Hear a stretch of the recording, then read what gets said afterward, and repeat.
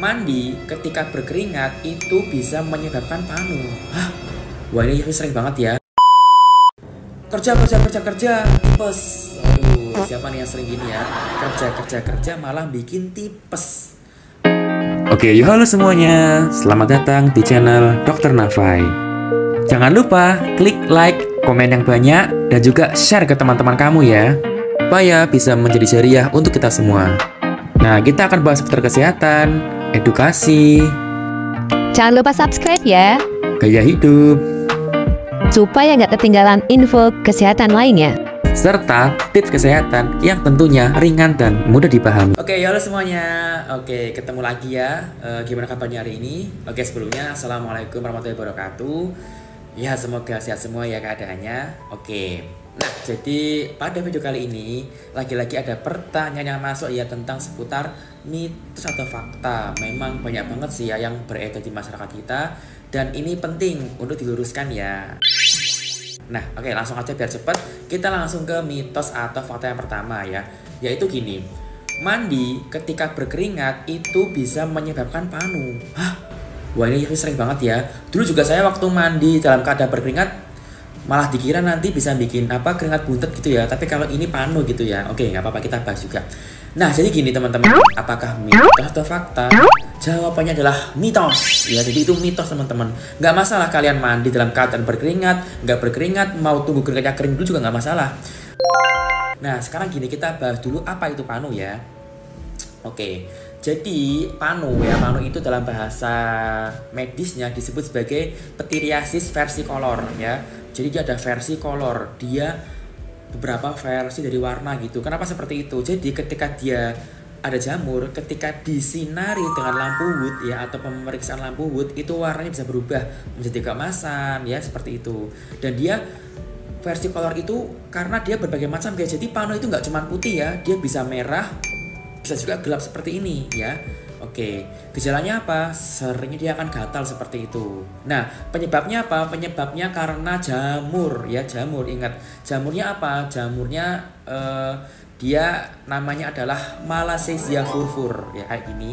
Malassezia furfur. Nah, panu ini sebenarnya setiap orang di kulitnya itu ada guys. Jadi jangan kaget ya. Itu disebut sebagai flora normal, atau memang itu tuh ya sudah bawaan di setiap kulit manusia itu ada. Tapi ada yang dia bisa berubah jadi panu, ada yang enggak. Lah kok bisa? Jadi ceritanya gini guys, imun tubuh kita itu setiap hari bertarung mempertahankan supaya tubuh kita tuh aman gitu. Nah, pada orang-orang yang imunnya kuat ya it's okay, walaupun dia ada jamurnya dia tetap dilawan. Jadi dia nggak akan bermanifest atau menimbulkan gejala. Beda dengan orang-orang yang imunnya mungkin sedang turun ya. Mungkin dia punya penyakit kompromis, imunokompromis ya, mungkin seperti diabetes atau mungkin hipertensi, darah tinggi, berikutnya punya penyakit tiroid atau penyakit ginjal dan sebagainya. Pokoknya segala penyakit yang melemahkan imun, dan termasuk kanker ya gitu ya. Nah, jadi justru gini, ketika orang itu berkeringat itu kan dia kan berarti lembab tuh, kulitnya lembab, dia basah gitu kan. Ditambah nanti ada kelenjar minyaknya, kelenjar yang lain sebagainya gitu ya. Justru akan membuat lingkungan dalam kulit semakin lembab. Ingat, jamur itu dia akan tumbuh di tempat yang lembab ya. Makanya dia sering tuh di lipatan paha, selangkangan, ketiak, itu sering kena jamur karena dia tempatnya lembab.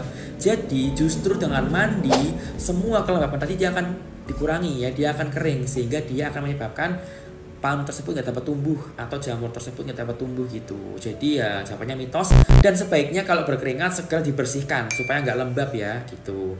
Nah, kalau mungkin kalian punya obat jamur, cara makanya gini guys. Jadi kalian tuh kalau mau pakai obat jamur, mandi dulu, dibersih pakai sabun sampai bersih, setelah itu dikeringin baru dikasih salepnya ya. Jadi biar dia kering dulu. Oke? Jadi jawabannya adalah mitos. Justru bagus kalau kalian segera mandi setelah kalian kotor gitu ya. Nah, mitos atau fakta yang kedua yaitu kerja tipes. Aduh, siapa nih yang sering gini ya? Kerja malah bikin tipes. Kok bisa orang tipes gara-gara kerja? Apakah mitos atau fakta? Jawabannya adalah, tak jelasin dulu ya. Jadi gini ceritanya guys.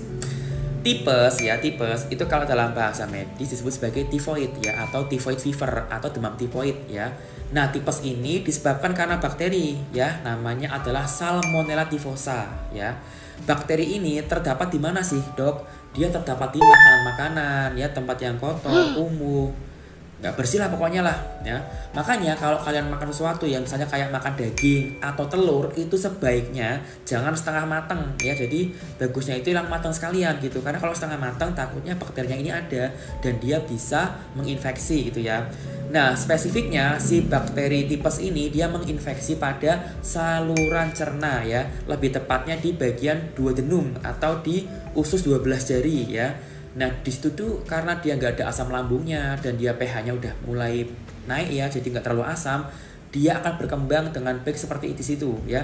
Bahkan ada yang bilang juga dia sampai di bagian jejunum atau ileum atau bagian usus halus yang lebih ke belakang juga bisa.